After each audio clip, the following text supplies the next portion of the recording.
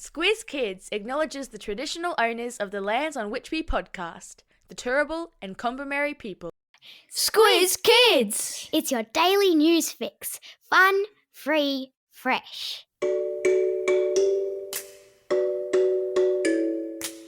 Hello and welcome to Squiz Kids Today, your fresh take on what's happening in the world around you. I'm Christy Kijarina. It's Wednesday, March 13. In Squiz Kids Today, it's Naplan time. Mammoths make a comeback, sprints and Scrabble in Ghana, and a Wild West winter showdown. That's what's making news, kid style. The Lowdown. It's that time of year again, kids, when your school's Wi-Fi capability is tested because grades 3, 5, 7 and 9 are logging in around the country to complete Naplan, the National Assessment Program Literacy and Numeracy. And yes, it starts today. If you're in one of those grades and you're just finding out about it now, no worries at all. Naplan isn't a giant, frightening exam that decides your entire future. Think of it more as a test version of a selfie, capturing how you're doing in school right now. It helps the big decision makers like governments and your school to figure out how everyone's doing and where they might need to give a little extra help. Now, if you've been paying attention, you might have noticed that Naplan's come a bit early this year. How come Christmas never does that? Naplan is usually held in May, but this year it's in March. This means that your teachers get your results super fast so that they can help you learn even better right from the start of next term. Your parents will see how awesome you did at the beginning of term 3, and the whole country gets the scoop in August. While the number crunchers are really the only ones loving Naplan, you just need to chill, take a deep breath and do your best. And maybe hit the hay a bit earlier for the next week or so.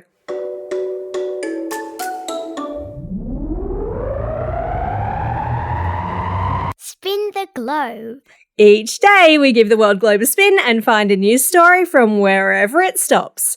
And today we've landed in Ghana on the sunny West African coast, where the African Games are taking place this week.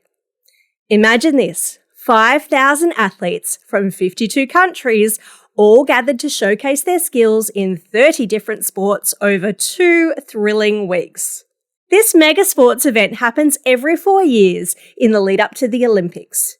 It was supposed to kick off last year in 2023, but some hiccups with construction and money matters nudged it closer to this year's Olympic Games.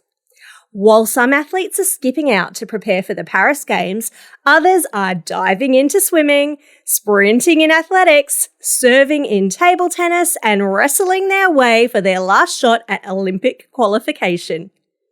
And it's not just the athletes on show. The entire country of Ghana is at its dazzling best, boasting a brand new Olympic-sized swimming pool, a shiny stadium, and an athletes' village that's probably cooler than any sleepover you've ever been to. And guess what? For all you word wizards out there, Scrabble is making its debut as a demonstration sport. So it's a big deal for athletes and Scrabble champs alike. Let the games begin. Animal Kingdom.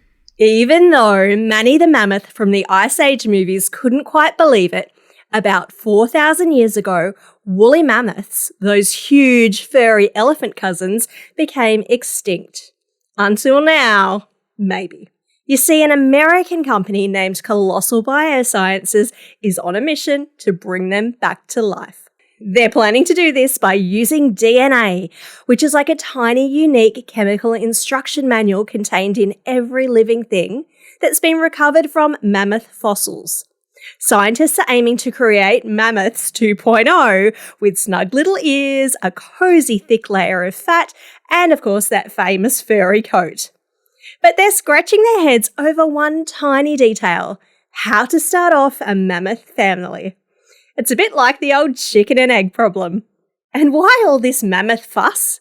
Well, some scientists think that mammoths used to keep the Arctic cool by stomping down grass, soil and snow with their giant feet. They're hoping that bringing them back could help the climate chill out a bit. And if they nail it with the mammoths, the Tasmanian tiger is next on the list. And then what? Dinosaurs? Stay tuned, folks. Believe it or not.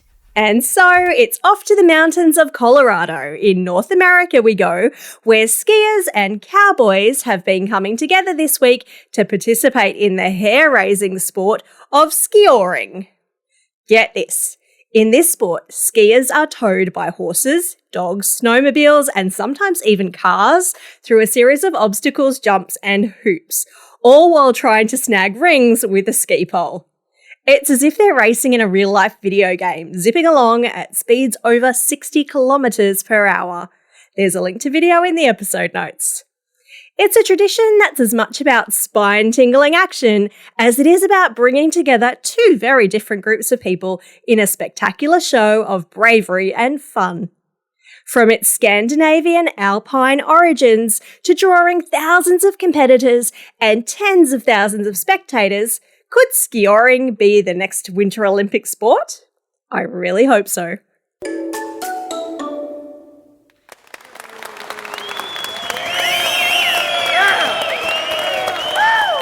A huge thank you to all you clever kids who sent in the best nature documentaries as part of our BBC Earth Experience giveaway.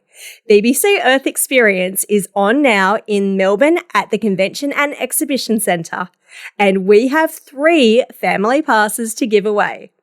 The entries were all excellent. It was so hard to choose. You can take a look yourselves because we're featuring a selection of them on the Squiz Kids Instagram page. But sadly, there can only be 3 winners, and they are, drumroll please, Mavi, who spun the globe literally and took us across this extraordinary planet, Lilla, who got up close and personal with a banjo shark, and because we couldn't choose between them, siblings Seb and Elena, who share a prize for showing us their pets in their natural habitat. We'll get in touch and get your family passes out to you.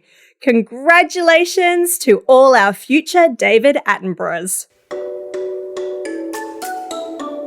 Time for the quiz. This is the part of the podcast where you get to test how well you've been listening. Question number 1. What is the name of the West African country currently playing host to the African Games? Nice work if you said Ghana. Question number 2. For how many thousands of years have woolly mammoths been extinct? That's right, folks. It's 4,000 years. Question number 3. What is the name of the winter sport that utilises the skills of both cowboys and skiers? Well done if you said skioring.